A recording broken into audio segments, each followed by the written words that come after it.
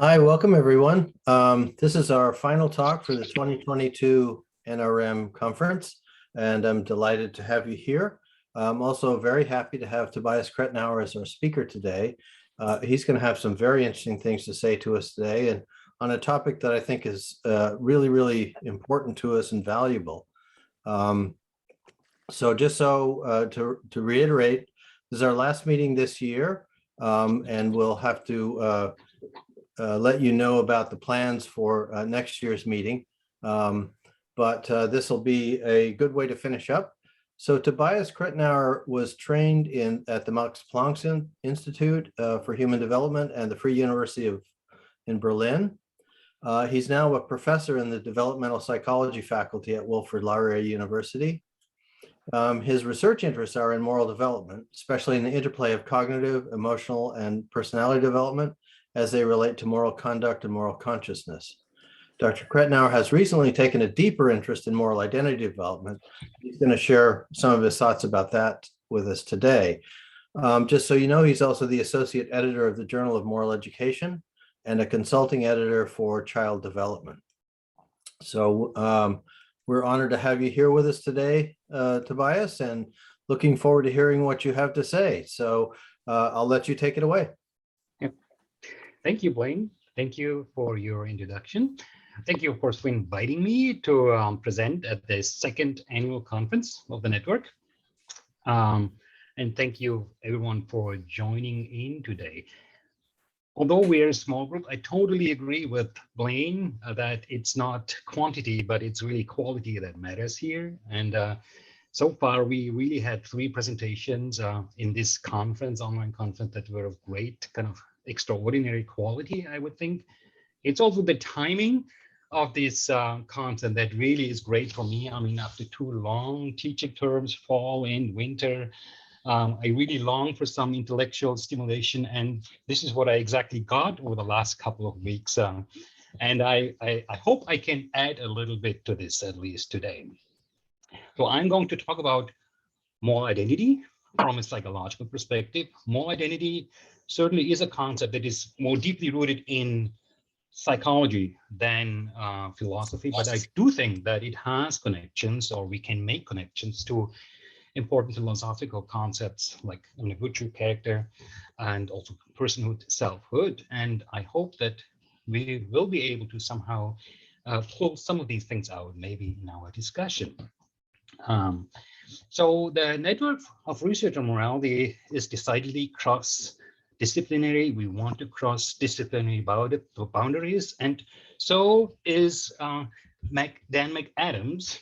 Like Bowen knows it better than me. Dan McAdams, who actually crosses disciplinary boundaries when he promotes or proposes what he calls the art and science of personality research. Dan McAdams, in a couple of papers, and then ultimately in a book that came out in 2015, argued that when we want to consider personality, people, individual people, we have to look at least at 3 layers. I mean, personality consists of 3 layers, as he says. Basically, we as individuals are actors who perform pre-written scripts that might be societal roles, but then Adams also expands it and says there are kind of temperamental characteristics. We hear it from our parents that are also a part of this actor performing on a stage.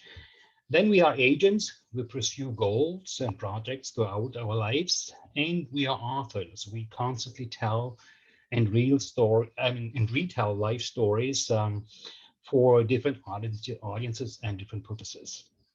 All these 3 layers together constitute the whole person, and McAdams, although does not go that far to say we really have to bring them together in an integrated framework to study the whole person. He says personality psychology consists basically of 3 relatively independent areas of inquiry.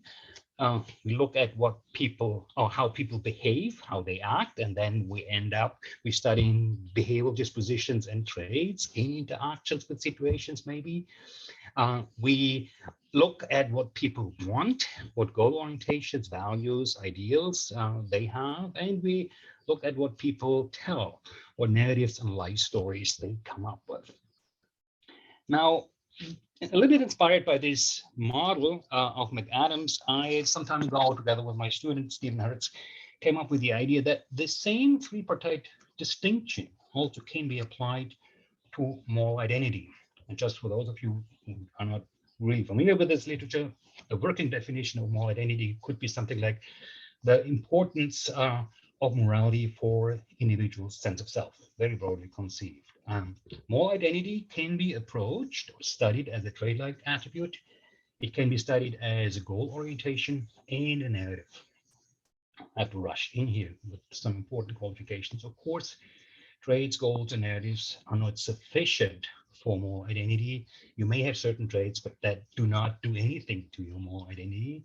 I'm very much with Erickson here and would say identity essentially is the sense of temporal, spatial coherence and continuity people experience as persons. And morality might be particularly useful for constructing identity, but it is not necessary either. That is an important qualification. Now, let me quickly talk a little bit about moral identity as trait and as narrative, and then zoom in on moral identity as goal. There is evidence that moral identity is a trait-like personality characteristic, or if you don't like the word trait, you can also say has chronic accessibility. Just recently came out with a paper, a daily diary study I did together with Sam Hardy and others, where we used a daily assessment of the self-importance of core moral attributes, such as being honest, being fair, being caring. And we asked people every day over 50 days, so over the last 24 hours, how important was it for you to be honest, to be fair, to be caring? And we found that 64% of the variability in daily scores were due to stable individual differences, whereas 36% were due to daily fluctuations. And in comparison to personality traits, this is pretty high, we could say. I mean, William Fleeson in his studies showed that using experience sampling methodology, personality factors, big five personality factors, have about 30 to 50% between person variability. So yes, it is legitimate to conceptualize moral identity as a trait-like personality attribute, but we also have to acknowledge it evidences fluctuations, daily fluctuations, and situational fluctuations. Turning to narratives, we do know very well from research in Colby, William Damon, and others have done that individuals' moral identity show up in narratives, in the life stories they tell. Now, this was research on individuals who showed extraordinary moral commitments over their lifetimes. And Colby and Damon show that these individuals integrate communal and agentic themes in a kind of unique, integrative way, something also Jeremy Freimer and Larry Walker confirmed using sort of different methodologies. Now, these narratives are about big stories, the big life stories, but we also see connections between moral identity and narratives on a level of small stories, the kind of autobiographical memories people have about past events, moral or immoral actions of my own past. And I would call this aspect autobiographical reasoning, and we do see that autobiographical reasoning is connected to individuals' moral identity.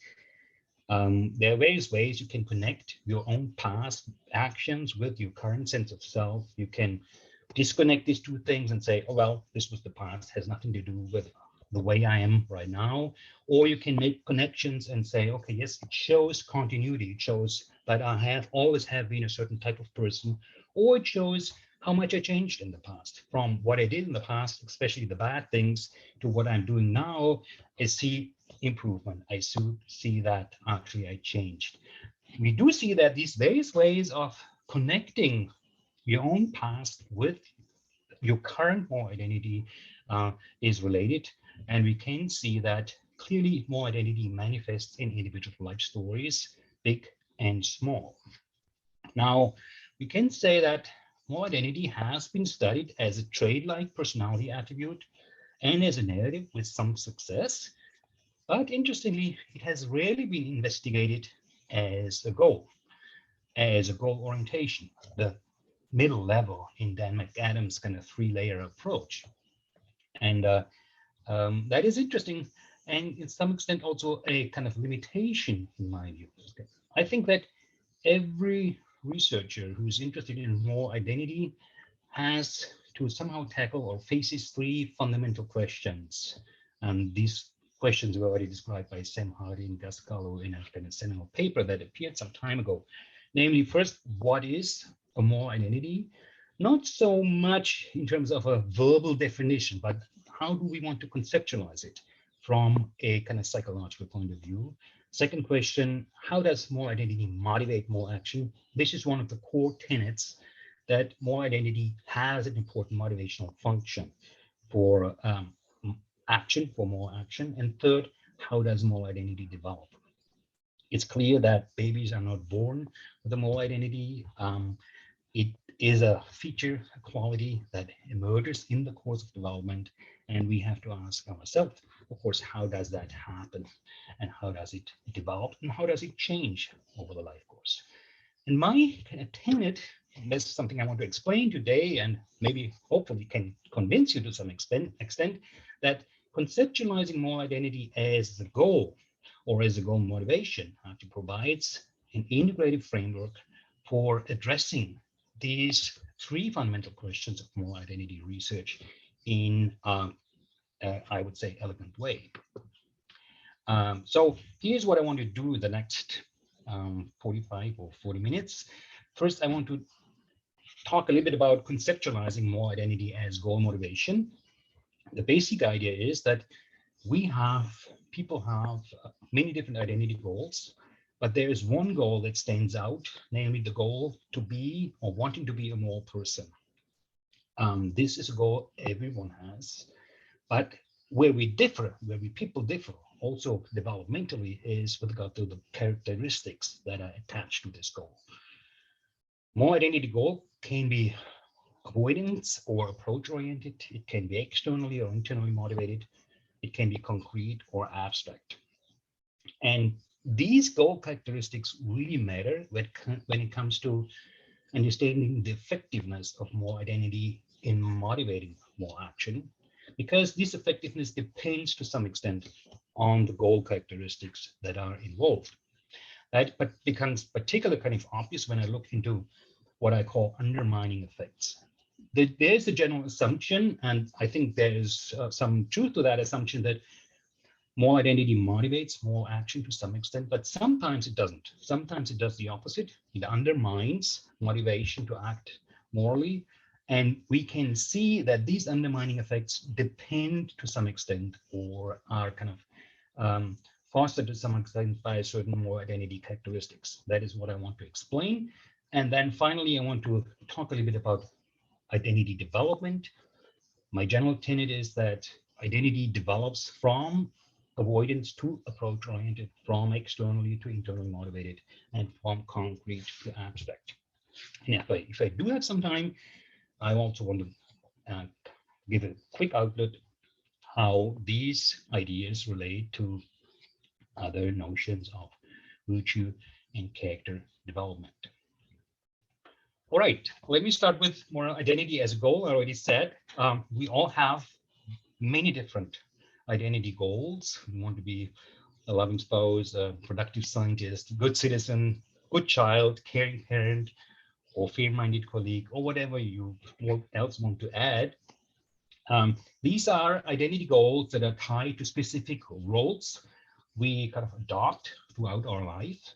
But there's one identity goal that is unique in a way, the moral identity goal, the desire to be a moral person, wanting to be a moral person. This is less contingent on specific life circumstances we live in and is less contingent on specific roles we take. It is also ubiquitous, I would say. I would claim that everyone, maybe not so to pass, but who knows? I mean, uh, everyone has this identity goal. That has to do basically with the really central role morality actually plays in person perception and person evaluation. I mean, that has been shown in social psychological work. Morality is an essential dimension on how we look at ourselves and at other people. That makes perfect sense. That this is central because morality is an essential ingredient for any kind of everyday interaction we have with people. And also then more interesting kind of, or some interesting kind of twist to this argument is this literature on the true self or the true moral self that has shown that people really consider morality as a core aspect of their own person. I mean, we all admit that many things can change in our lives, but we would still consider ourselves the same person. But if our moral qualities, our moral values change, then many people think then you're a different person. It kind of disrupts your sense of identity. And that applies not only to adults, to normal adults, but it also applies to teenagers and even to children.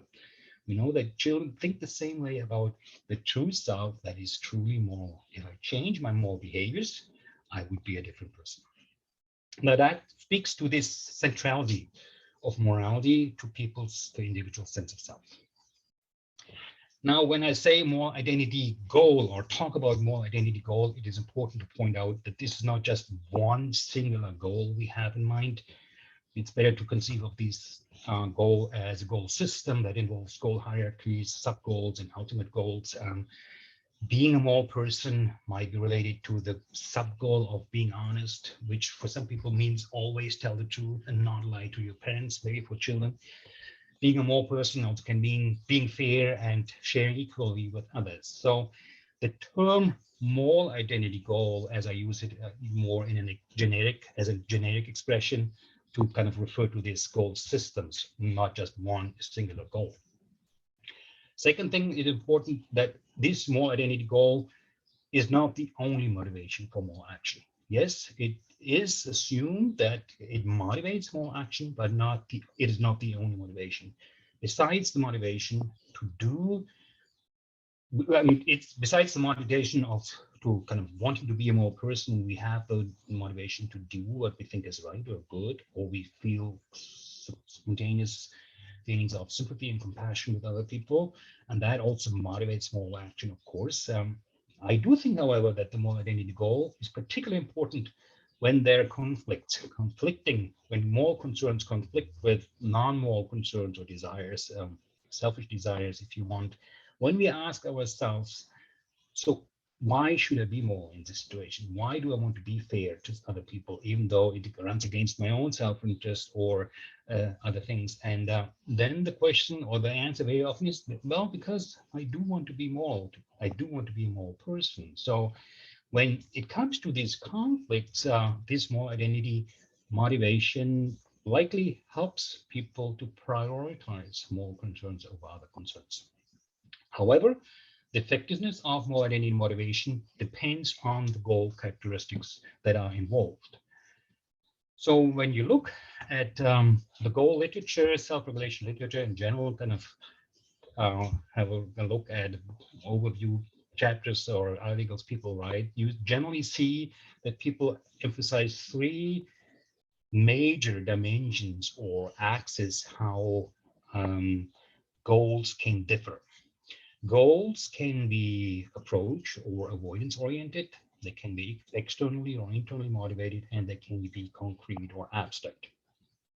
Approach oriented means you want to achieve a desired state, whereas avoidance oriented means you want to avoid, you want to prevent an unwanted state.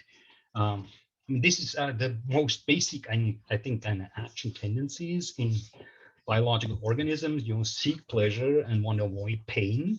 Now, when we talk about goal systems, it is helpful not to think of broad behavioral tendencies, but but to think of different orientations, and here the kind of word promotion and prevention orientation comes in, because on level of goal systems or applied to goal systems, we can say approach and avoidance orientation can occur on different levels. They can occur on the level of systems, strategies, and tactics. So a common example is in health-related goals people may have. A person might have a goal to improve his or her health, and that is an approach goal, a positively defined goal. But then the strategies or tactics people use might be avoidance-oriented. You basically can try to avoid certain foods or try to avoid a certain lifestyle in order to approach your approach goal. So when we talk about goals and goal systems, I think it's better to get rid of the notion of two global action tendencies, approach and avoidance, but to talk about promotion and prevention orientations that can occur on different levels. Second thing, external versus internal motivation. It's clear external motivation is any kind of goal motivation when a goal attainment is instrumental for something else. Gaining rewards, gaining recognition or social status, we can say the goal motivation is external. When goal attainment is positive valued in itself, then we have internal motivation. Concrete versus abstract, also clear that goals very often form hierarchies, and these hierarchies vary in the level of abstraction, right? I mean, my goal, maybe I don't know, to graduate from high school this year is much more concrete than the goal to embark on a certain career and to gain a certain profession.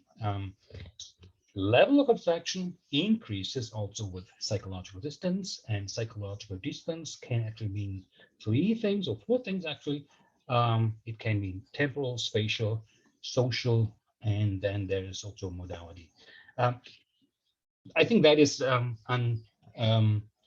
questionable. Now, what I want to do next is basically apply these goal distinctions to the moral identity goal and how we can conceptualize these goal distinctions in the context of moral identity, and in what way these goal distinctions matter for, well, conceptualizing moral identity motivation, motivation for action, and finally a few words about development.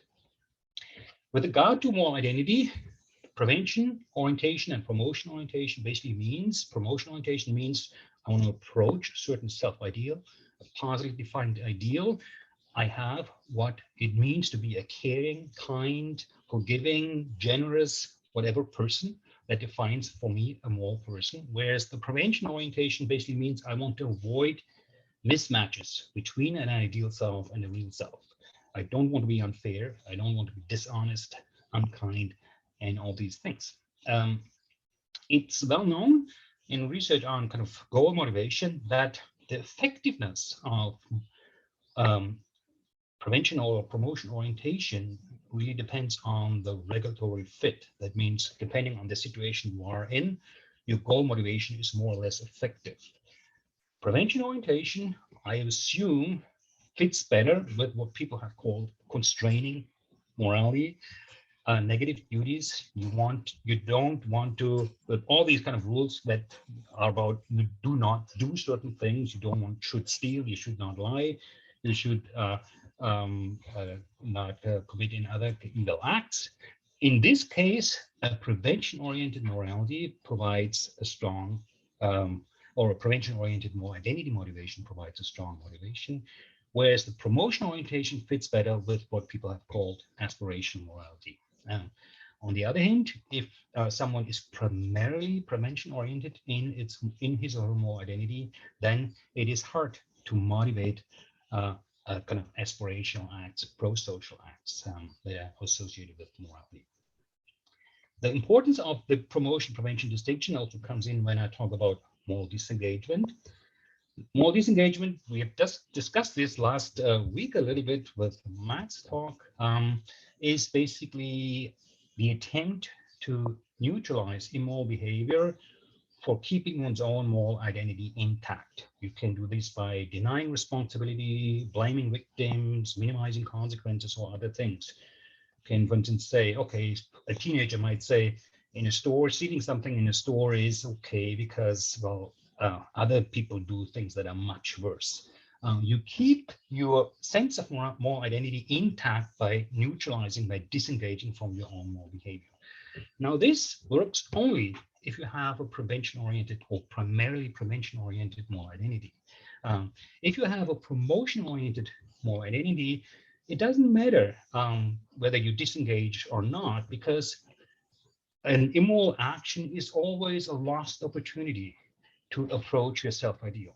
So from a promotion-oriented perspective, moral disengagement doesn't help you much to keep your sense of moral identity intact. So moral disengagement, as it is understood and studied by Bandura, somehow requires a predominantly kind of prevention-oriented moral identity motivation. That is what I would like to stress. Now, when we turn to development, it is, I think, pretty safe to say that the moral identity goal is more prevention-oriented than promotion-oriented in younger age groups. And I think of kind of middle childhood, 7, 8, 9, 10-year-old children, than kind of compared to adults. We do know that children have an unrealistically positive self-view that has been called optimism bias also. They do not really differentiate between ideal and real self. It's all the same. And that includes also moral characteristics, such as being honest, being kind. Young children or kind of elementary school children think of themselves as someone who is very kind and honest in general. And children also believe that they will keep these positive characteristics over time. There's nothing they really have to do about them. Negative characteristics they might have will naturally improve. Adults don't do that necessarily. So with development, teenagers become more self-critical of their own moral capabilities, if you want, and that makes room for the idea that I can self-improve with regard to my own morality. And we can assume that moral identity goals become more promotion-oriented in the course of development. That does not, of course, imply that prevention orientation becomes completely unimportant. I think more of that prevention orientation, that is the desire not to want to be immoral or an immoral person, becomes a sub-goal of a broader aspiration to be moral. So not wanting to be unfair becomes a sub-goal of the broader aspiration to be fair. That's the general developmental trend I would present. Now, I would love to kind of give you strong empirical kind of support data for that, claims that support these ideas. Everyone who does empirical research in this group knows it's a slow process, sometimes painfully slow. Still, I want to give you some ideas, some illustration materials. I mean, how we actually approach approach these distinctions from an empirical point of view, and what so far has come out of this, to give you an idea of what kind of direction that could take from an empirical point of view. We start with what is the most commonly used kind of measure in moral identity research that has been used many times in the last 20 years, the so-called self-importance of moral identity questionnaire that was developed by Carl Quino in the early 2000s. And the approach here is that people are given various characteristics that are meant to describe a highly moral person, such as being kind, being honest, being generous, being fair. And then participants are asked, okay, now try to imagine a person who has these characteristics, and then they are asked a couple of questions that indicate how important it is for participants, for the research participants, to be this type of person. We gave this approach a slight kind of twist. by differentiating between promotion and prevention orientation. We asked very similar to what Quine and Reed do. First, participants to pick 8 to 9 characteristics from a longer list to describe a highly moral person and rate how important these characteristics are for people personally. Things like caring, being courageous, being honest, loyal, respectful, and so on. So we do not work with a fixed list of attributes, but we really want to give people more freedom in choosing what they personally think are important moral characteristics for themselves. And then we do other things in the survey, and then at some point in the survey, we come to a second part where we do a prevention-oriented or assess the prevention-oriented moral identity by asking people to pick 8 to 9 characteristics from along the list that describe a highly immoral person, and then rate how important it is to avoid these characteristics such as being uncaring, cowardly, dishonest, disloyal, disrespectful, and so on. And you note in the examples I give here, we had strict matching pairs, right? I mean, so on the positive side, the promotion-oriented side, we asked, for instance, what importance of fairness, and then we always had the corresponding kind of negative attribute in this list being unfair.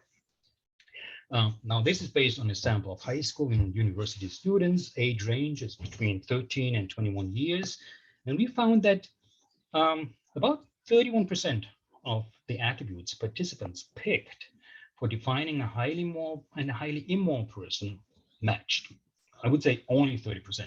I kind of intuitively, I would think it should be more, but I learned that. So only 30% of the pairs people chose were pairs like being fair versus being unfair, being responsible versus being irresponsible.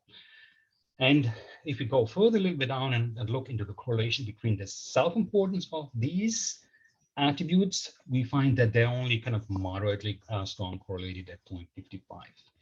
So prevention and promotion orientation, this is what I kind of want to conclude from this, are not simply two sides of the same coin, but they diverge to some extent. Of course, they are not completely independent. That shouldn't be the case either. And more interestingly, we see a developmental trend that actually the matching pairs of moral and immoral characteristics increase with age. We find more of these matching pairs in 18 to 20-year-old participants than in younger participants. Now, a quick word about these type of charts and effects and all these things. You may ask, so how big is that effect? Does that really matter? I just want to say I only present statistically significant effects in my talk. I do not talk about effects that are not statistically significant. In terms of effect size, most of these effects are small to moderate. This here is also would be characterized as a small to moderate effect. Keep in mind, though, that the age range of this sample is pretty narrow. I mean, we start with teenagers and then with young teenagers and then have basically older teenagers. I hope if we expand the age range under study in this type of research, then we also will get bigger age effects.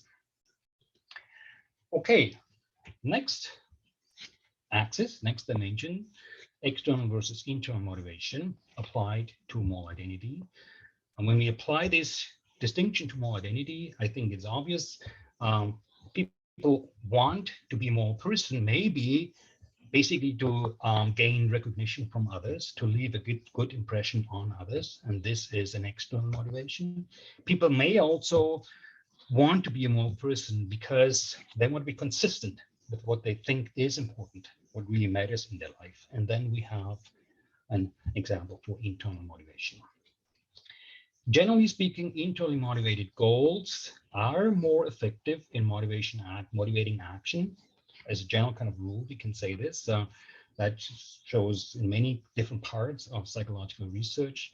Of course, internally motivated goals do depend less on external contingencies, by definition almost, and internally motivated goals are more self-sustaining and less easily depleted. You don't give up that quickly if you have an internal motivation as compared to someone who's externally motivated.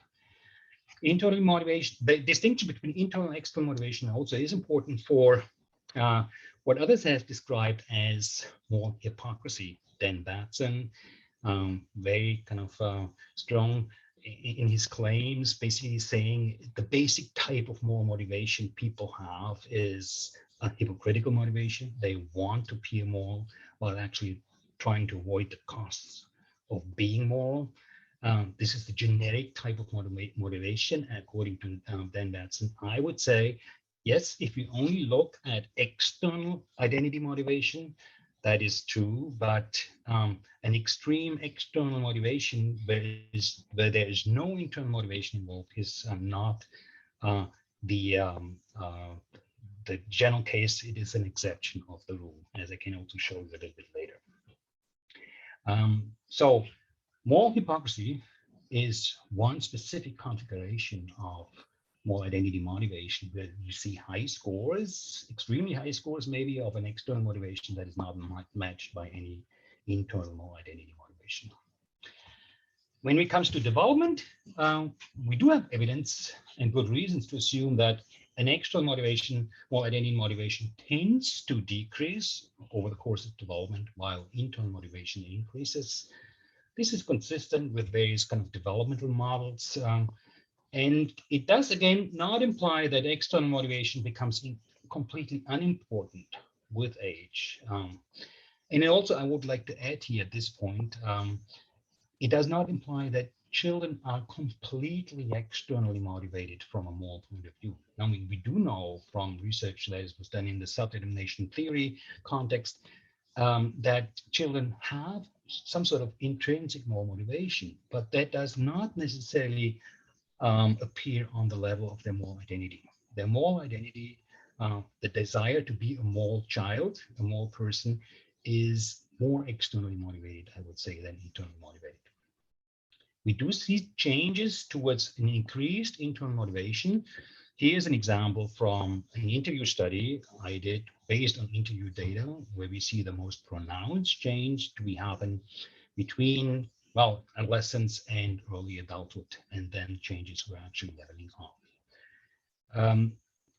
I then want to kind of add a little bit more empirical material here and show you, continue with my illustration I gave you. How do we actually assess this external versus internal motivation in a more standardized approach? I already showed you the tweak, the modification we did with regard to the self-importance of moral identity questionnaire. We added to that when we actually asked people to pick 8 to 9 characteristics that define a highly moral person. We continue asking them, so why are these important characteristics for you? And here we distinguish between an external and an internal motivation. External is something like, I want to leave a good impression on others, or I don't want to leave a bad impression on others, or I want to think others, I want others to think of me as a good person. Internal motivation is something like, these characteristics are part of who I am, or this is the way I like to be. For a promotion-oriented moral identity, for a prevention-oriented, it would be, this is not the way I like to be. And we can kind of form 4 scales that reflect external, internal motivation in the context of this prevention and promotion-oriented morality. They can nicely form a factorial structure, if you want. I don't go into details here, so we can nicely kind of distinguish these aspects. And more interestingly, these 4 aspects also systematically related to decision-making, at least in hypothetical scenarios, and forecasted, anticipated emotions in the context of moral behavior. Here are 2 examples from 2 different types of scenarios I used.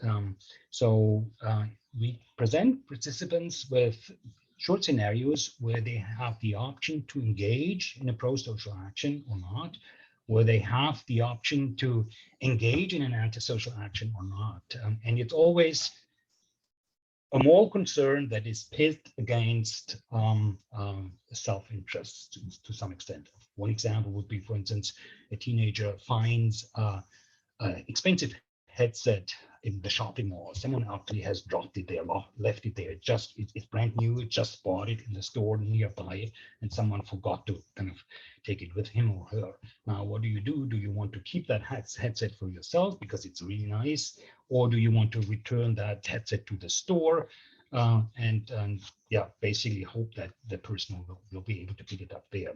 Or for the antisocial context, it's a cheating scenario. You have the opportunity to ace an exam because you have access to previous versions of the exam. So do you want to do this or not? In all of these situations, there are no reputational costs involved. That is important to understand the findings. We do see that internal motivation positively predicts the decision to engage in prosocial action, whereas it negatively predicts the decision to engage in antisocial action. That should be the case. At the same time, the external motivation, especially the prevention-oriented external motivation, negatively predicts prosocial action and positively predicts the decision to engage in antisocial action. And so if you have a predominantly externally motivated, prevention-oriented moral identity, saying, I don't want to leave a bad impression on other people, then there is no point to engage in a pro-social action that does not give you any reputational gains if you want. And as a consequence, you go with a self-interested alternative we give people here. There are similar interesting kind of differential relationships between these types of moral identity motivation and feelings, small emotions. Teenagers and young adults anticipate, forecast in these scenarios. I just want to give you one example here, go further that relates to pride. Positive feelings you experience for engaging in moral behavior, for being pro-social or resisting the temptation to engage in antisocial behavior. We distinguish between two types of pride here. One we call authentic, the other one we call hubristic. Authentic pride is just a positive emotion that is related to being able to do something good, what you think was right, helping other people, looking at the positive consequences it has for other people. And you see that this type of moral identity motivation is positively related with authentic pride, while it's negatively related to hubristic pride. Hubristic pride is basically a sort of a self-inflated view, generalized view of what a good person you are. And this hubristic pride is positively related to external identity motivation. So we do see systematic differential relationships between these various types of motivation, decision-making, and emotions teenagers and young adults anticipate. One more word about development. Based on this kind of more standardized approach where we use kind of scales, we also see that internal moral identity motivation slightly increases over these 6-year or 5-year time interval, versus external motivation slightly decreases. So overall, the difference between internal and external motivation increases with age, which is consistent with the idea that internal motivation, moral identity motivation, becomes more important as teenagers and adults mature. Okay, one more aspect I would like to discuss, namely the distinction between concrete versus abstract goals applied to moral identity again. The moral identity goal, the desire to be a moral person, can be very concrete and very specific, tied to specific action in specific circumstances. Wanting to be helpful to friends, wanting to keep the promises to your spouse, or not lying to your parents. These are very concrete goals people may have, and I suppose especially children have. But they also can be very abstract in terms of general commitments to general values such as honesty, kindness, fairness.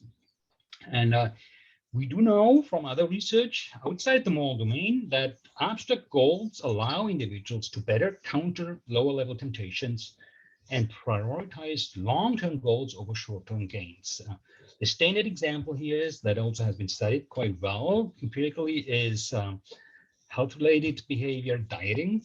If people are on diet and then they kind of are tempted to consume food they actually would not want to do, reminding them of the long-term health-related goals, which are long-term and more abstract, helps them to counter these temptation that are related to kind of short-term goals, short-term gains.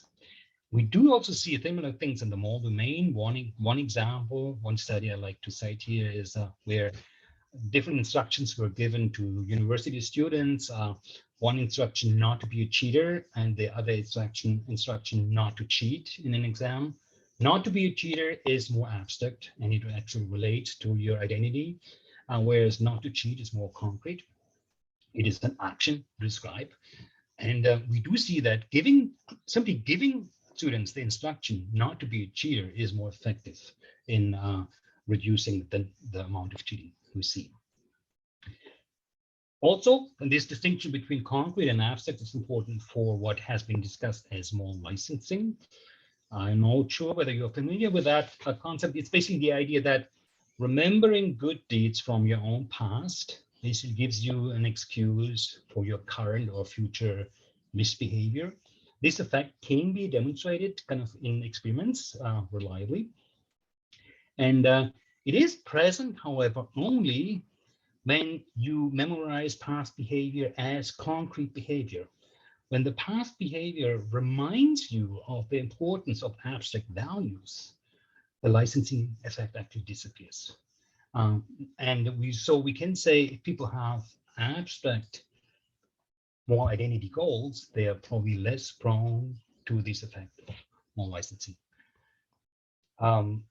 With regard to development, it is, I think, self-evident almost that we can assume that there is a developmental trend from concrete to abstract. Young children understand themselves very much in behavioral terms as someone who likes to help others, as someone who shares with others. Later on, they construct cognitive representations of these behavioral tendencies in terms of traits. They say, I'm someone who is helpful, who is kind or fair. And adolescents then start to form systems of these representational systems by saying, I'm someone who values kindness, for instance, particularly. And that means I'm someone who prioritizes being kind of other concerns in given situations. Far more abstract kind of representation of what it means to be a moral person. Again, this does not simply mean that concrete identity goals become unimportant. That shouldn't be, but they become more type of a sub goal of in a system of higher level abstractions. So you have more abstract, more identity goals. At the same time, these more abstract goals are tied to some extent to more concrete goals. Whereas children, even in middle to late childhood, actually lack this level of abstraction, of abstractness. Again, an illustration how we kind of approach that from an empirical point of view, starting again from this self-importance of moral identity questionnaire, we ask participants to pick descriptors of a highly moral or immoral person, but then we also give them choices between concrete and abstract terms. For instance, for the moral person, an abstract characterization is being caring or is being honest. That whereas a concrete description is someone who helps others or someone who does not tell lies. And we kind of intermingle these concrete and abstract terms equally, and we simply let people choose whether they want to take an abstract or concrete description of a highly moral person or of a highly immoral person. And in the sample of high school and university students, 600 students approximately, we do see that there's a wide range in the number of abstract or concrete choices. We see that Here you see that actually the number of abstract choices. I mean, some research participants choose almost 100% abstract terms for describing their own moral identity. Others choose almost 100% concrete terms.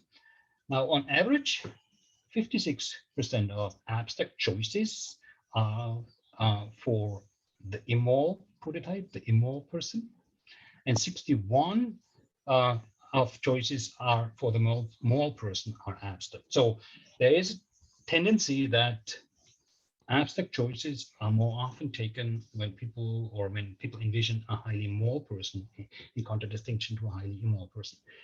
That, well, is somehow consistent with the idea that abstract moral identity goals tend to be more motivating because they are more promotion oriented. The general idea I already kind of mentioned. And that also shows to some extent in our kind of age-related analysis. We do find that abstract moral identity terms typically go together with a stronger moral identity than concrete terms with age. So for teenagers, younger teenagers, it doesn't really make much of a difference whether they choose abstract or concrete terms. But for 18 to 20 years old, when they choose abstract terms for describing their own moral identity, these terms are also more strongly endorsed as something that is important to me. Okay, that was it, basically. I should come to an end. So quick summary, and maybe then one final outlook. First, I want to say that moral identity can be conceptualized as a goal, or as a goal system, as I should better say. And now this goal system is ubiquitous, maybe even universal, but it carries different goal characteristics. And I pointed out 3 different axes: prevention orientation, external motivation, or concrete, versus, promotion orientation, internally motivated, and abstract. It's of course a totally different discussion how these 3 dimensions relate to each other. I didn't talk much about this, and then maybe that's something we can talk about more in the discussion. Now, moral identity is more prevention oriented, externally motivated, and concrete at younger ages. And with development, it becomes more promotion-oriented, internally motivated, and abstract. This change is probably most marked in adolescence and early adulthood, but certainly not limited to this age period. I really would like to stress that I think these dimensions sort of give us a lifespan, potentially give us a lifespan account of how moral identity could develop over a long period of time in adulthood too. Now, promotion-oriented, internally motivated, and abstract moral identity is more effective in motivating more action, I would say, and this becomes particularly evident and obvious when we talk about these undermining effect I've kind of picked, namely more disengagement, more hypocrisy, and more licensing. Certain goal characteristics in moral identity actually prevent these undermining effects from taking in. Okay, one final slide. As I promised at the beginning, a short outlook. What is this all good for? Yes, very short. Where does this lead us? Where could this lead us? It's clear that the ability to adequately respond to moral demand characteristics of a given situation is an acquired skill. It's something we build over time, over a lifetime, maybe, and philosophers very much emphasize the cognitive aspect of this process, of this competence. The idea of practical wisdom, phronesis, comes in here, but they tend to neglect, I would say, the motivation prerequisites. What motivates individuals to develop virtues over a lifetime?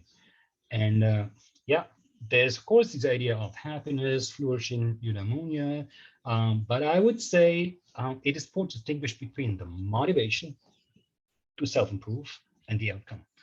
I would be highly skeptical to say that people are motivated to self-improve with regard to morality because it makes them happier, or because they increase the flourishing.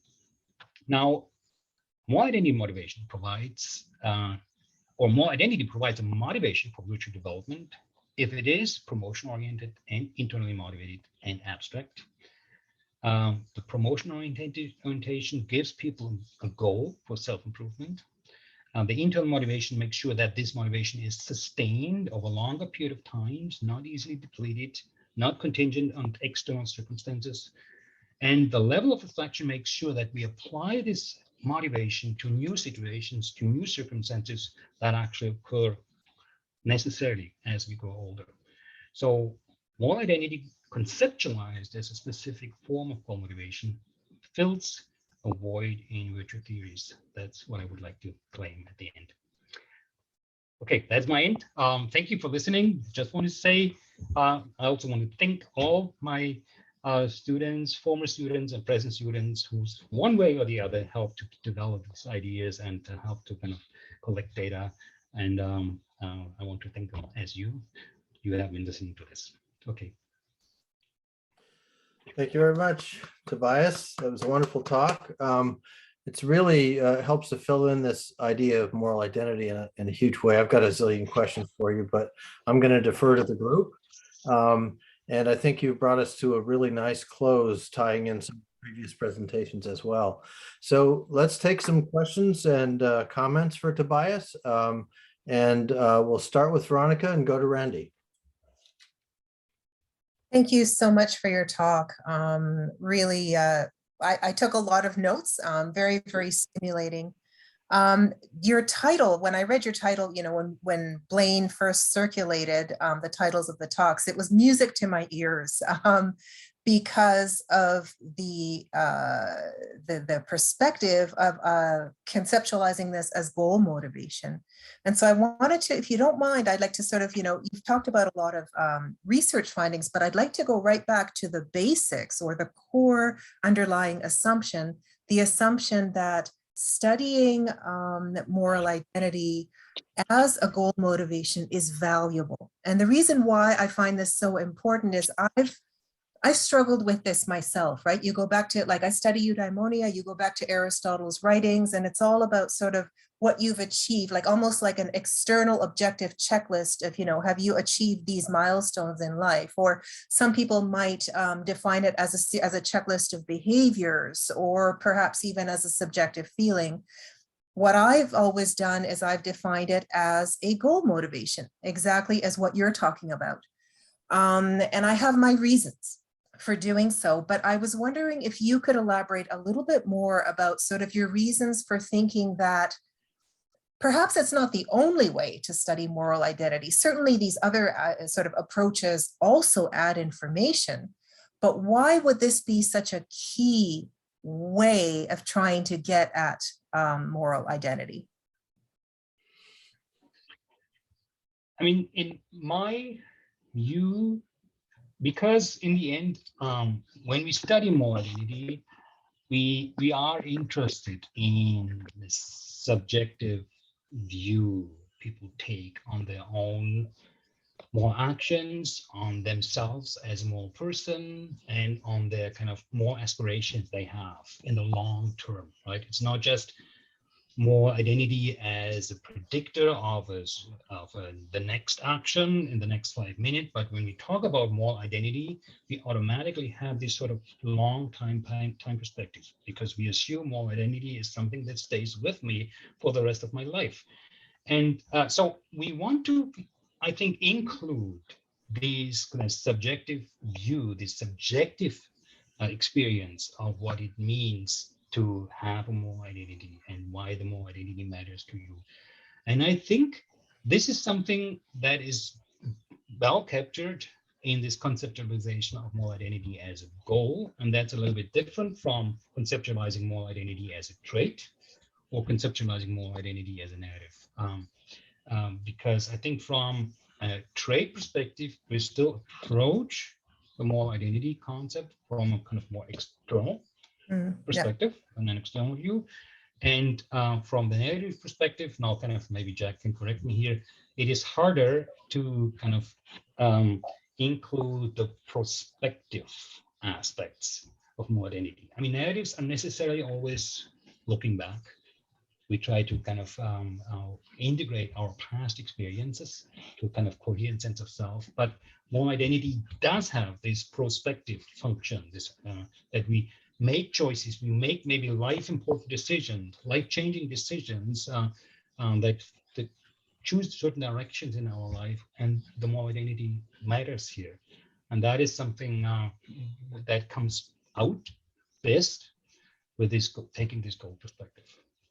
So I think there are various things that come together where we can say, yes, it makes sense, it is helpful to conceptualize moral identity as a goal system. And as I said, it is not the same as defining it. I mean, it can give you a verbal definition and say, yes, okay, working definition, subjective sense of morality, importance of morality. But the crucial question is, where do we want to put this moral identity concept from a psychological point of view? What is it from a psychological point of view, a good way of conceptualizing it? And I think obviously we are in the same boat. Goal motivation is something that seems to be very helpful. Yeah. I don't know, is that? That's great. Thank you. Good. Yeah, thanks. Go ahead, Randy. That's a wonderful talk, Tobias. I really enjoyed it and rang certain bells with the connections to your previous work. So I guess and let me just say as a comment first, I think focusing on a goal motivation is right on.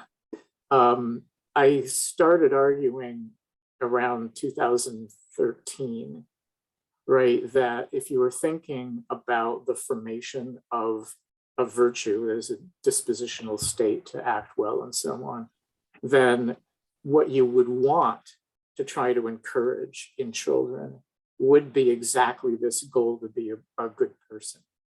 That focusing on more concrete things would have limitations of the kinds that you've identified. So it seems to me from a developmental standpoint, if you don't have the aspiration to be a good person, then the formation, right, the moral formation is going to be impaired, and it's going to be harder to figure out, how to get children ready to deal with novel situations and to find a room for judgment in figuring out what they specifically should be doing, right, given that the goal is sort of to be a good person. And I completely agree with what you said about the end, about the eudaimonistic orientation that seems to me not helpful from the point of view of thinking about motivation. But here's the question. Do you have a view about the relationship between moral motivation and identity motivation? You mean Because they can't be this, they can't be identical. of course. Given some of I the said things this I said it quickly at the beginning, right? That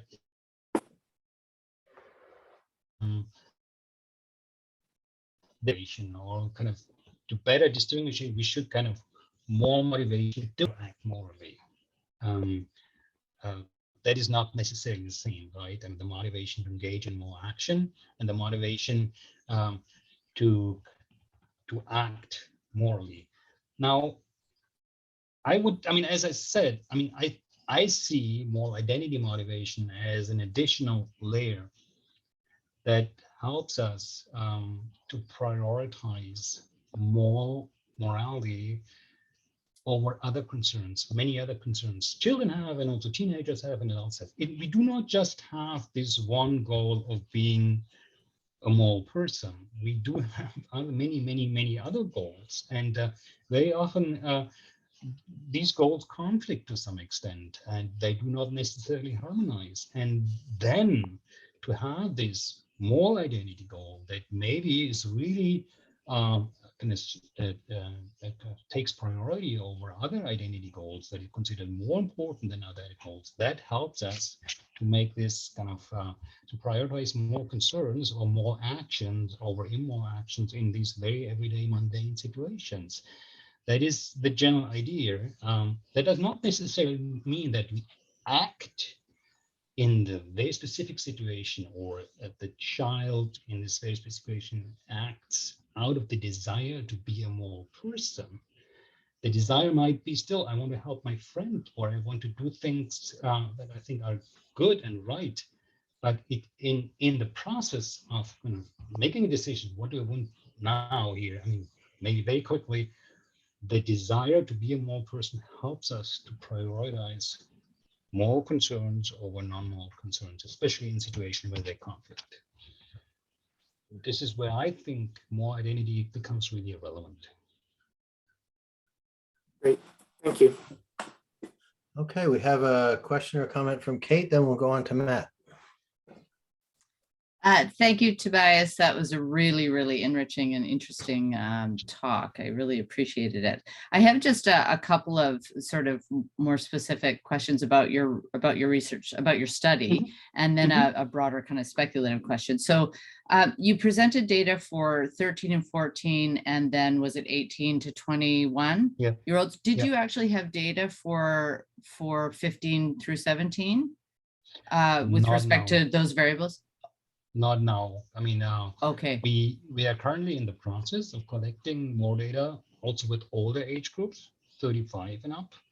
Okay. And certainly it would be also important to have a middle age group, 15 to 17. Along so that way, yeah, that's actually see whether this is actually a trend, an age-related trend, and not just something else. I mean, there's always a certain risk. Yeah. In presenting cross-sectional data this way, I totally admit that.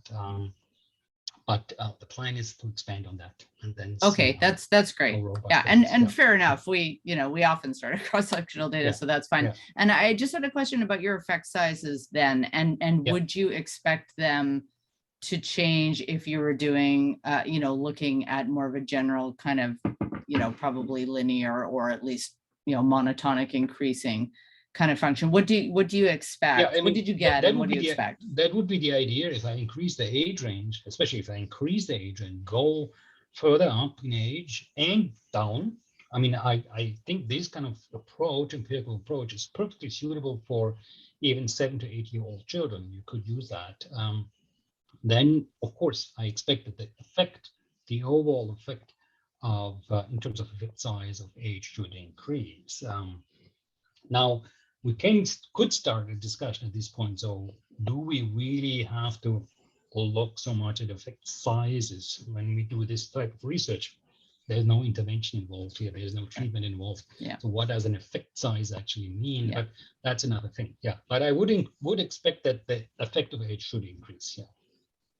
Yeah, I agree with you. I think that's great that you frame it that way, because effect sizes don't always, they're not always sort of pragmatically meaningful. I wonder if, just from my own kind of, musings about aging and morality, if you might get something that, sort of gets not exponential, but moving in that direction, because I think often as we do approach middle age and then advanced age, these questions of moral identity they weigh on us, I think, very heavily, and for completely reasonable reasons they don't as much at younger ages. The horizon is shorter, I think, often.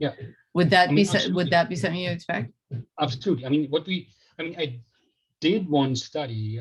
There's one study where we really captured a broad age range from 12 to 65 and older. Oh, okay. Right? Yeah. That is some time ago, and we didn't really particularly kind of look into these various aspects. I mean, I was talking about today. That's why I did not really draw from this study much. But I totally agree. We see the process of moral identity development is really ongoing in adulthood. It is not that we can, I mean, this is the general kind of preconception that, well, it's adolescence and adulthood, early adulthood. There might be some reasons to that, because we see, significant change there, but it continues thereafter. It's not that it stops, say, at 25 or 30. No, it continues to show changes. Yeah. Great, thank you very much. And if you'll just indulge me one further question, and it, certainly it's just maybe something to think about, not necessarily answer. But you mentioned that moral identity can be studied from a trait perspective or more of a narrative perspective. And I'm just wondering what space there is currently, or maybe for for other approaches, which are not mutually exclusive with either the kind of more empirical trait or narrative, but for conceptual analytic work. And I'm thinking of, Peter Hacker, who's, in his tetralogy has come out with the moral powers, and that is a conceptual analytic work that from which you might be able to draw something about, moral identity and motivation. Or Georgia Warnke's work, she talks about moral identity, or about not moral identity, but identity as being, very kind of almost gestalt in its ontology. We come in and out of different identities, and with respect to different roles we're playing, different contexts and situations. And I just wonder if you've sought any, kind of knowledge in that domain, or if there is much room made for it. I think currently, I agree with you. There's a lot of interest in identity and morality, the connection between morality and identity. I mean, the approach psychology typically takes is looking, okay, what can identity do to morality? In what way can we improve our understanding of moral functioning when we include these identity notions and conceptions? And so that's the psychologist's kind of bias, if you want to put it this way. But of course, I can reverse the way to look at moral identity and can ask also, what does morality do to people's identity? In what way is it helpful or important, maybe even necessary, kind of to construct your sense of identity and kind of keep it over time and all these things? And that is a completely different way of looking at moral identity. It is not necessarily kind of in the primary, or not, doesn't have, it hasn't been the primary interest how psychologists actually approach moral identity, but I'm fascinated by that perspective too. And I think there's much more to say about this when we ask ourselves, so why actually do people take morality as such a core piece for constructing their own identity? They often, and this is something I think that is much more kind of we can think about and imagine to talk about. Yeah. Thank you very much. Yeah. Matt, you had a question or comment? Thank you, Tobias. We're like-minded on so many things here, as you know, we've discussed. I guess I'll just ask a question I've always sort of been curious about. I have very little grip on the sort of psychological development literature in terms of moral development. And so I'm always sort of wondering, on the one hand, you think it's nice to see these trends where in terms of moral identity, you see, more promotion, as more of a focus on promotion as kids grow older, and internalization, and more abstract identity, and obviously our own moral identities are getting more complex as we're experiencing the world and developing cognitively and so forth.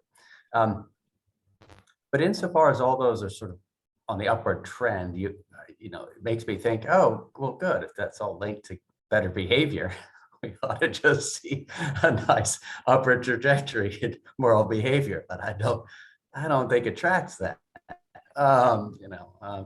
Insert your own level of cynicism here. So I'm wondering just how to make sense of those two things, where I feel like, if those trends are increasing, and in ways in which we do think that they're associated with, more moral behavior and so forth, why does not seem like we're going to just see that in actual lived behavior? So yeah,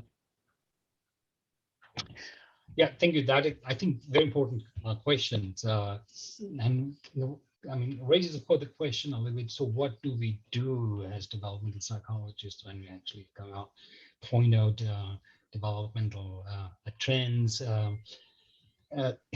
In my view, it's first of all, and that is not something we can do only by looking at empirical data when we, as developmental psychologists, want to kind of identify developmental trends.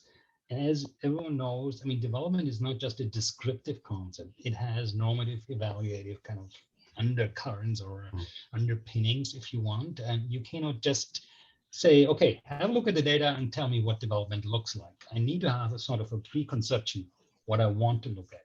And I understand these kind of dimensions I describe as this sort of groundwork where we can say, okay, it makes sense. It is also empirically kind of valid to think of more identity development in these terms. Now, very common misconception is that when I say it promotes, it becomes more promotion oriented, abstract, and internally motivated. This is not an absolute endpoint, but we think everyone at some point will end up with a completely abstract and internally motivated and promotion oriented more identity. It's more sort of the direction. If there is systematic change, this is direction where development goes. And I'm pretty sure there are many people out there whose more identity is primarily prevention oriented, externally motivated, maybe even concrete, even in adulthood. So it's not an automatic kind of mechanism that pulls people forward, pushes them forward into these kind of areas. So it has a lot to do with kind of what conditions do we actually encounter in childhood and adolescence that kind of promote certain developmental trends. That's the first thing. And still then, it's not an automatic kind of granted process. And there's a lot of variability too, right? I mean, it does not mean that all people kind of automatically move up the ladder, if you want, but there is also a substantial proportion of people who never really change much. And it could even better, could even worse, that at some point there is regressive development. That is also possible. So basically, when I say the developmental trend is towards abstract, promotion-oriented, internally motivated identity, it does not exclude the possibility that some people at some point in development, even in adulthood, show opposite trends. I mean, and I become more cynical about everything, about themselves too, and yeah, so more identity becomes how should I say? I mean, deflated version of what it has been in the past. It's not excluded; it's possible. I think we have to be very, very careful when we talk about development. On the one hand, I mean, to separate a little bit the conceptual part from the empirical part, and as said, describing development is not simply an empirical endeavor where you look at the data and say, here we see it, but it always implies some sort of conceptual ideas where you could kind of actually say, yes, it makes sense to consider this an important developmental dimension.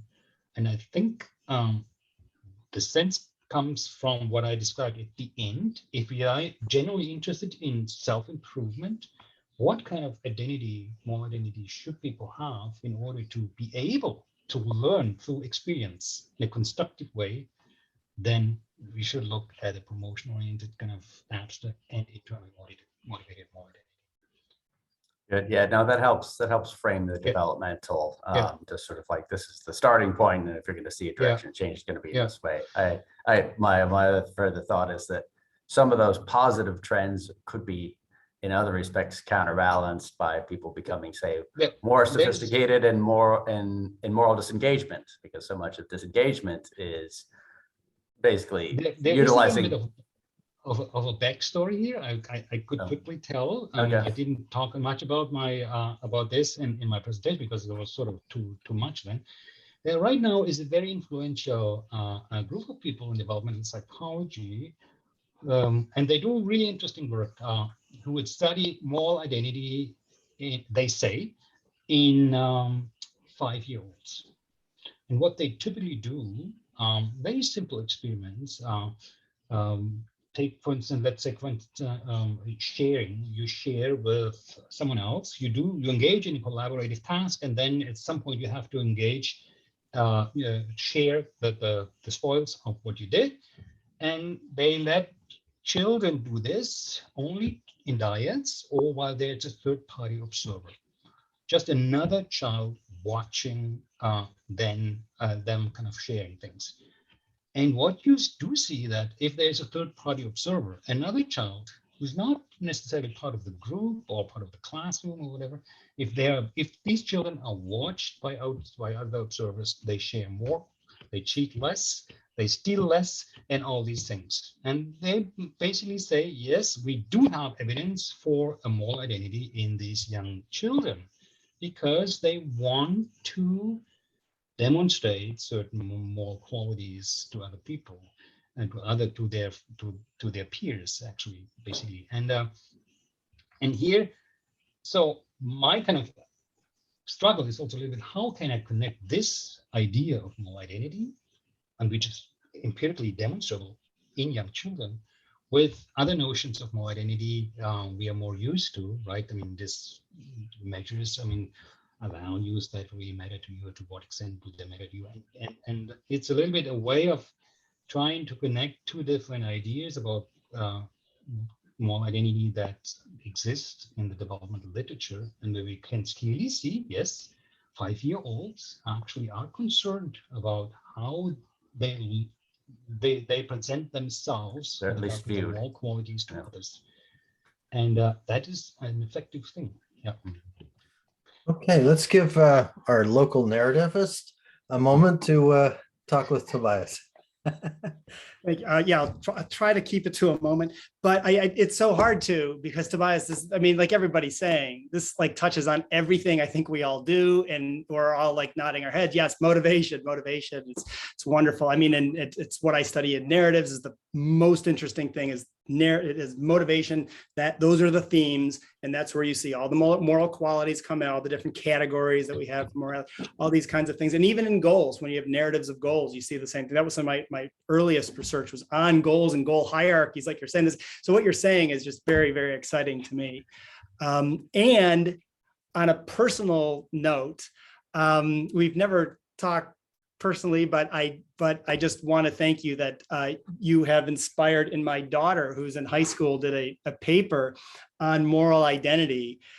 Just by chance, she texted me one day from class, and how that happened, I don't know. But in any case, she's like, Dad, is there any research on people who want to do the right thing and then what they actually do? I'm like, yeah, there's a ton. So she goes out and searches all this. Your work was a big part of her paper and has sparked all this interest in all these great dinner conversations. So this is very personal for me. So thank you very much. Okay, so then. Thank you. Yeah. God, I mean, I'm so glad to hear these things, because, well, you study and you write things, you never really know whether it reaches people, but then once in a while you get this sort of feedback, and that is really great. Thank you. Yeah, that's right. Yeah, good. Two main, actually, to follow up on Matt's idea, the idea of and the research that you were talking about on the 5-year-olds forming these and trying to figure out how could that fit into a moral goal framework. I wonder, so like identity at that age is like so social, it's so groupish. It's so, identifying with the group. And I'm thinking, okay, what do? You got social identity theory or something like that could help. But I'm like, I'm not sure that when I think of goals, something the work on the norm of group interest as a social identity kind of thing, but it's not a social identity thing. It's opposed to that it's like you have a connection to others through the shared goals that you have. So it's like a norm of this group interest. And I wonder if that might be like if anyone's done work on that or something like that, is like a stepping stone to this goal hierarchy where you have the abstract idea of the moral identity tied to particular goals would be a kind of an interesting thing. And those are just some random thoughts. But I totally agree with you that generally the identity concept has two different kind of historical theoretical roots, right? The one is the social identity literature, where the notion of identity is necessarily tied to group membership, but it's also tied to group membership in opposition or in kind of difference to other groups, right? It's always this aspect, I'm part of a group, and then there are other groups out there and I'm not part of their group. So, and then there's the other notion of identity, which is Ericksonian in the broadest sense of the word that, I mean, this idea of ego identity, coherence, consistency, you somehow achieve in your own kind of self. Yeah. And for moral identity, it is interesting that actually, yeah, we can benefit from taking both routes into account. And people very much looked into moral identity only from this Ericksonian view as something that creates or allows people to be consistent, have this sense of self-coherence and unity. But at the same time, moral identity is also part of your social identity. And now the only problem I have with that, the social identity literature, as in social psychology, we see it as does not allow us to study social identity in a group that is sort of unlimited. The social identity is always, I'm part of this group and other people are a part of another group. And then with morality, that does not necessarily work. So because morality is expansive in itself. And that's the only thing. But a little bit what I kind of want to point at is that, yes, the moral identity, if you want, of children is primarily a social identity. It functions as a social identity. I want to be part of a community of people. I want to be a respected member of this moral community. It might be small, it might be my classroom, it might be my family. I want to be a member of this community. And then you grow out of that and develop more abstract, more internally motivated kind of notions of your own moral identity. But that's just basically what I want to say. Yeah, that. I mean, that actually is very much in line with what I think I was like saying too quickly. Is that this the norm of group interest, which is kind of like in opposition to the social identity thing, where there has to be this contrast group, is something that I see happening there, and it kind of is it. I had not thought of that literature in terms of morality or in terms of identity as I study it, and I think you study it in a similar kind of way.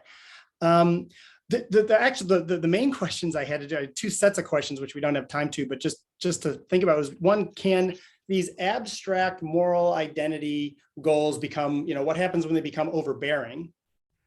As in, just like an overactive moral identity kind of thing, where it's like crippling for people. I'm always interested in that kind of thing. And then another thing, and it is a little bit tied to that, and is the idea of the concrete, the abstract, the avoidance approach, the extrinsic, the intrinsic.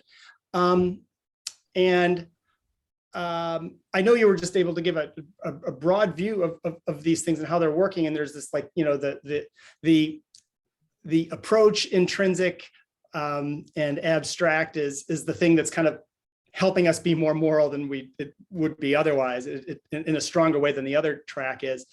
The other flip side of those motivations are. But is there some kind of balance between them? I'm always on this, like, intrinsic and internal versus external motivation.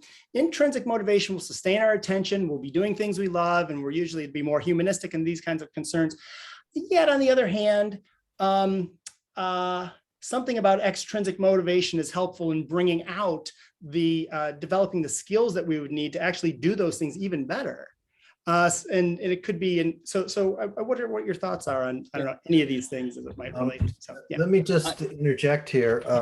We've come to the end of our scheduled time.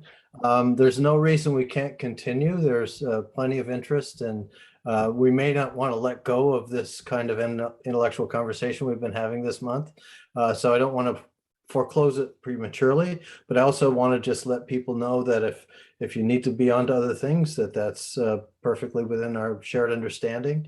And I also want to just thank all of the presenters for the fabulous work you did. And I feel very intellectually nurtured this month with running from talking about the narratives of morality to practical wisdom, to how we deal with our fallibility as human beings, to what moral identity might mean from a goal perspective. These are all wonderful topics, and it's brought out so much shared interest and shared common ground that I think is fabulous. And then we have some ways that we differ and some interesting questions to still keep pursuing. But thank you so much for all of this. And then those who want to stay can continue, and we'll end when we decide we're done. Thank you so much, Blaine, for putting all this together. Yeah. is, Yeah, I want to thank Yes, they Wayne do. too. Yeah, it's Yeah. really great. It's such a great opportunity to really share ideas with people I know who are really interested in kind of these ideas and developing further, not so much in the end product, but also in kind of developing these ideas further. And that is really great. Yeah. Well, you're very welcome. It's one of those things where I think my self-interest and our shared interest overlap. So That's it. it's a labor of love, and I'm happy for all of us, yeah, to be together. Yeah. It's been the highlight of my week for the past month, and I confess that I'm a little bit sad that it's coming to an end, and I'm really, really hoping that we can do this again next year. Okay, great. Yeah, thanks, Blaine. And I'm trying to get back and watch the recordings of the ones I couldn't be here for live. I'm, as much as I'm dying to be pouring sweat, staining my deck, I want to stay for a couple more minutes.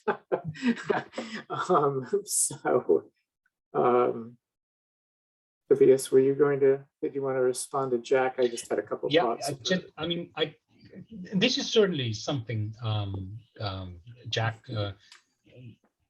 there's much more room for development, right?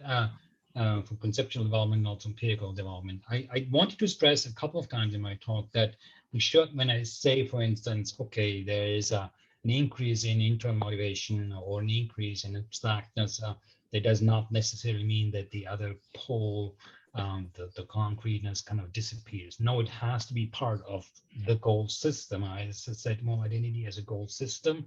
And I said, an aspirational and promotion-oriented more identity goal takes the lead, is a guide, sort of a prevention-oriented more identity, right? So a prevention-oriented more identity has to be integrated to some extent into a promotion-oriented more identity. It would not make sense to think of these as two separate entities, and the one basically takes off and the other one is sort of neglected. Same with external and internal motivation. I agree with you that external motivation can be an important trigger, for instance. It can just trigger an internal process. I mean, people feel themselves, they see in a situation, oh, I might be evaluated, but then this kind of triggers other more internal processes. And it would be totally wrong to think of the one as the bad thing and the other thing as a good thing. But these things work together. These different types of motivation work together, and I would not say the one should completely dominate the other and we can forget about the other. Yeah, and then, I just throw this in. There's the Aristotelian kind of idea of hitting the mean balance might be really important here. In overall, right? You think of abstract and concrete. It's of course, if you only have abstract ideals, but you don't know how to put them in practice, what's the point? You certainly have a certain level of concreteness also in your more identity goals. Otherwise, you will kind of not implement them in your life. So yeah, there's certainly more to think about here. Yeah. If I could just add into that, yes, it seems to be like I've actually been trying to figure out how exactly to sort of fit construal theory into my picture. But it's sort of like when you have these abstract goals, as you said, it's hard to act on them. And so you need the more approximate sub goals that was talked about last time to be actionable. But it comes with a trade-off, namely in the moment, you're more focused on these narrow one-off interactions and so forth. And sometimes you might need to be reminded of the greater purposes they serve if you might be torn to do something else in that, and so like that's, you get sometimes it makes sense to climb back up the ladder and remind yourself, especially if you're, again, sort of being conflicted between short-term goals that are more easy or pleasurable or something like that. So this is what some people and the goal kind of literature, not related to more morality or more identity, stress a lot, is the flexibility with which you can kind of switch also. You can switch on a higher level or a lower level, and you can basically flexibly kind of adjust to what is going on. And now, from a developmental point of view, it's a little bit different. all what I want to say basically, if you lack this ability to go abstract, to go higher in your goal hierarchies and to see the whole thing, situation or your actions from this very distant abstract perspective, then you're missing an essential quality for instance, kind of self-improvement over time for virtue development. Yeah. Great. I'll- Thanks. I'll Yeah. just following up on what Tobias and Matt just said.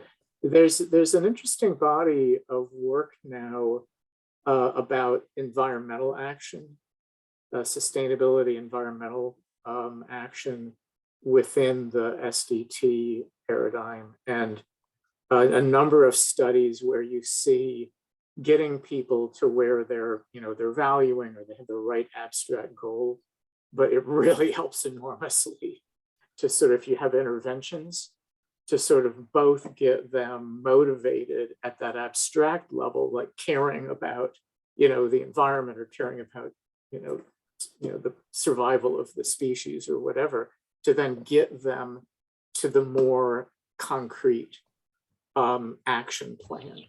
It's a much higher impact on what people actually do. And the general problem in a lot of these things is if it's just amorphous, people can easily just feel helpless, right? And not know. And so, moving them towards something concrete that's a really important additional step.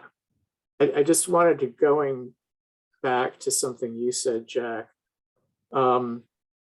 with group identities, how that interacts with morality depends a lot on what the norms are of the group that you identify yourself as part of.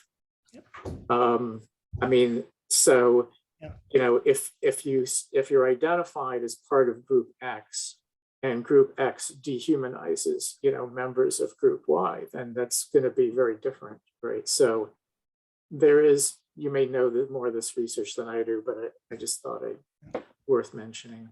Yeah, no, that's a question that comes up, like, I think through all these things. So with, to have a moral identity, well, if I'm thinking that a moral identity is that, is not exactly humane, is to use just a single word, or pro-social or something like that. But or if I'm even using the script that, oh, these are my values and I'm not just spitting them out, but I'm spitting that out then as a script but I would think that, like, in large enough studies, like you've got, Tobias, that kind of evens out, and that at least at this point in history, with what these words mean, that it works in the way that we would think of them to work, in a kind of pro-social way. But yeah, it's a great body of experimental work with very young children, right, where you can see the moderating effects of the group identities, a sort of spontaneously just conduct, right? So 5 and 6 year olds, you have a distribution that's unequal across some form of difference, and where they'll perceive that form of difference, like gender, as morally irrelevant, and then you let them. You give them things they can distribute at will, and they'll engage in this compensatory distribution to try to rebalance the injustice, and with a lot of, shocking perceptiveness about what forms of difference are morally significant and which aren't, right? And then the sort of rounds where you're introducing, group identities of different kinds. So my colleague Laura Ellenboss has been doing research along those lines for a few years now. It's quite interesting. Anyway. thanks. Just the literature you mentioned about the environmental action is interesting, both for the being able to say, look, things are of course more effective when you couple goal intentions with implementation intentions. How are you going to actually act on this? In one way, I think that's important for moral goals, because a lot of times there's the trap of thinking, oh yeah, I'm an honest person already, so there's nothing I need to do to sort of follow up on it. But you might think with, especially with the environmental literature, so long as you're trying to get people on board with the goal of sustainability, but then it seems like a very difficult goal to achieve. Again, taking on board a goal means you've got now a discrepancy and you're going to be receiving negative affect so long as you're not seeming like you're making any progress or taking anything. So like there's the danger of just getting stuck with getting somebody to have this goal and then feeling overwhelmed and not sure what to do. And okay, now I'm just sitting with negative affect and I can't get rid of it. Disengage. That sort of thing, because Tobias, your work with autobiographical reasoning would deal with a lot of that linking the broad characteristics to the actions at hand and wrestling through and reflectively taking different perspectives to make sense of it is something. The thing that always amazes me is that it inherently has a moral quality to it. That we treat it as just a pure like epistemological kind of meaning making process, but it's just the morality you just can't escape, and it's there. So any case. One of the things that I like about the way you presented this, Tobias, speaking of the concrete abstract thing, is that it's not that abstract's good and concrete's bad. Because it's really easy when we have these pairings to think one side's good, one side's bad, or one side's better, one side's worse. What you're saying to me, to my way of thinking, is that we need both. And perhaps the important thing is being able to do what we've been talking about, is transverse from concrete to abstract, and then sometimes from abstract to concrete. And being able to make that movement enables moral action as much as either capacity. That we need both. That's the idea. I mean, and necessarily, I think that somehow the concrete comes under the guidance of a more abstract notion of what it means to be a moral person. That is still something I would kind of would like to maintain, that the abstract kind of more abstract notion take guidance for kind of filling out or for making more specific what could be concrete goals to work for. I mean, and that's essentially the point from a moral point, from a developmental point of view. We cannot assume and should not assume that children do have these abstract notions of what it means to be a moral person. Better if we don't. And maybe also many adults do not have these more abstract notions. And here the important question comes in. So what actually brings these developments or makes these developments happen? And this is a completely different kind of problem, right? What are the factors? What are the mechanisms that propel children, teenagers to develop more abstract notions of what it means to be a good person or moral person?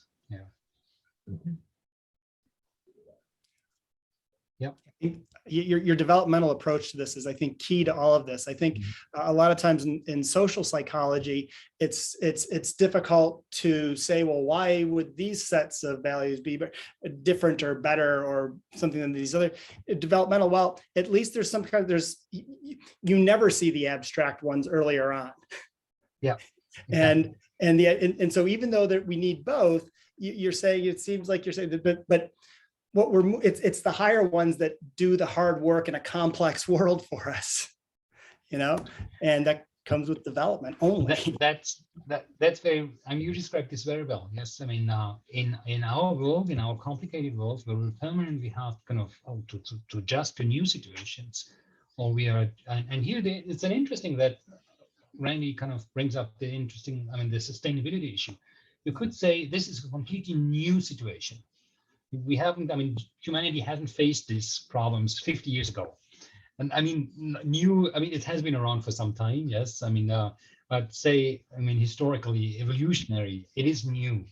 And in a new situation like this, you don't really gain much if you stay on a complete concrete level. I mean, you have to have this sort of abstract kind of orientation. What does it mean to, well, lead a sustainable lifestyle or develop a sustainable lifestyle? But without this abstract notion, you are lost somehow. But then you also have to fill this in with, again, more concrete ideas on the ground. And And I think that's the way how morality very much works in a modern, complicated, complex, individualistic societies, where you basically have to figure out on your own what a general kind of idea of fairness, I don't know, honesty, um, kindness means in a given situation, because you never ever can teach children you always do this, it does not work. I wonder if course. we could just get back to the developmental issue. I'm not a developmental psychologist, so I'm really struggling with this. And, you know, I sent out that email to everyone asking, do you think eudaimonia can exist in kids? And what I'm hearing you say is that there's the concrete versus abstract, you know, that's pretty concrete in kids. And I have the same intuition, like the questionnaire that we developed, the wording was more concrete. But what about internal versus external? I mean, what does your data say? And also for approach versus avoidance, do you find that there's at least a certain percentage of kids who are, I mean, you know, at what point does it become internal and an approach? So we currently actually do a study with kindergarten children, where we kind of especially focus on this difference between internal and external identity. We kind of give children we explain there are two kids. They both want to be helpers, for instance, or they both want to be sharers, something like that. I mean, have a certain identity. And then there's one kid wants to be sharer because he just likes to share, or she just likes to share. And the other kid says wants to be shared because the parents like it or the teachers like it. And then we ask kids, so how about you? Are you more like this kid or more like the other kid? I mean, what is the motivation? They perfectly understand the difference. That is important. And I can tell you that, well, the younger kids clearly, it's not that they all go for the external motivation, but they do this more often. You have about 1/3 of kids who choose kind of internal responses. I like to share in a position to because my parents like me or like it when I share. Whereas, well, about 2/3 of the young kids, 4 to 5 year olds, kind of choose more the external options. And this is particularly the case when you see this very easily. I mean, we have looked this into different kind of contexts, family context, school context, when it comes to, for instance, like sharing with your siblings, or not fighting with your siblings, things like that. Then you see almost all kids say, okay, I want to be share because my parents like me to share with my siblings. So there's also some context specificity involved. That's what I want to say. It's not just a homogeneous thing. Of course, it depends a little bit on the situation at hand. But we do see that this trend towards a more internal identity actually increases from kindergarten age to end of elementary school. So we see older children, grade 4, 5, do choose these internally motivated more identities more often as something that represents them. And yeah, now I'm a little bit careful with kind of putting kind of absolute endpoints or absolute numbers on this, because this depends a little bit on how you look at it. For me, it is really more important to look at, to say, okay, here's the developmental direction. Here is the change, or here's the direction of change we see in kids. It's hard to say, it's hard to tell, and it would be a little bit unfair, I think, to children to say, okay, they are predominantly internally motivated or externally motivated. This is the predominant mode of their motivation. It is certainly a mixture. And there are certain components of an internal motivation already there in younger kids. But with age, the internal part increases, becomes more important. Yeah. Could I make a comment here, Veronica? And I think this is a point Tobias has actually made, and he'll agree with me about this. I mean, we see plenty of spontaneously we just call them altruistic acts in young children, right? Spontaneous helping behaviors. You know, where does this mean they're beginning in moral development? Well, it means they're not all selfish. I mean, they're spontaneously doing things to help other people, but they're not self-regulated in a way that would be characteristic of moral maturity, right? They're not weighing the different things. They're not sensitive to the different morally significant factors in a situation and responding to them, right, in a balanced way. They just have these spontaneous kindness, generosity, helpfulness in them. So, you know, it's not like it's all external from the beginning. There's plenty that's internal, but there has to be some process of getting them to where they're kind of responding in a balanced way. In the way I put it is sort of responding both to the wealth of moral considerations that may arise in a situation and responding to the value of everything their actions can affect, you know, in the moment. So I'd see kind of both of those as aspects of moral maturity, or the kind of motivation that would be characteristic of moral maturity. So that's got to be a process. So I think we're all trying to figure that out. Yeah, but it does seem to be simpler. There's something simpler about, you use the word spontaneous, right?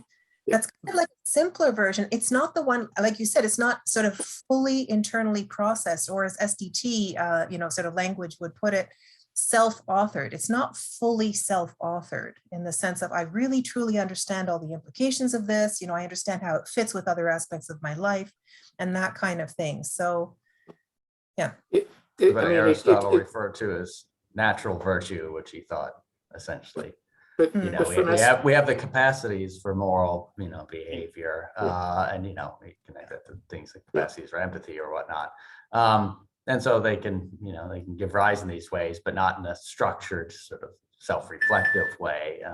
That'd have to come online later on, but you're sort of developing capacities that you already have to some extent. So I mean, just evolutionarily, we've just got affiliative responses that are going to be pro-social, and like, or like, it's going to show up. Yeah, Alistair McIntyre's dependent rational animals, you know, is like this is it's at what point, that's what we're talking about, is like, at what point does it become what we think of as rational morality? And and Veronica, the ages that you're talking about in that listserv, which was great, was you know, that's this transition age of, you've got you know, somewhere around developmentally 8 to 10 years old, there's a shift in terms of how of conceptions of personhood and individuality at that age, and you're like targeting right about that age, which is really tough to. It might be a really great time to see what, you know, is that when we conceive other people as persons, like apart from their roles, and how they can be different people in different roles and things like that, where we can start to differentiate these things. And then, you know, how do you come up with items for hedonic and eudaimonic motives for those? And what does that mean? Right. It's, all I can say is that they're great questions. Yeah, I think it is very important, and Randy points out it is very important to distinguish between the spontaneous acts of pro-social engagement or kindness. We do see in even very young children, they spontaneously like to help others. I mean, but then this is just a very limited kind of type of situations. I mean, and we normally do not, well, or say morality in everyday life is much more complex. And in reality, it is they often kind of somehow involve some sort of conflicts between conflicting tendencies. I mean, I want to help, at the same time, I want to keep things for myself, or I mean, at the same time, there is a friend who maybe wants special consideration and all these things. And on this level, where we need to kind of balance things out, we cannot rely on the same spontaneous kindness we see in really young children. And so there has to be on a different level this idea of an intrinsic or internal motivation that even includes conflicting situations, conflicting motivation has to, that's a different level we are talking about. That is just very important to have that clear, I think. That's a Can you really good just- way of describing it, but you don't, it's not until you've sort of been tested a little bit, right? Until you've actually come across a bit of an obstacle that you see whether you actually understand why you believe it's the right thing to, you know, like there has to be deeper processing, this reasoning behind it. Yeah.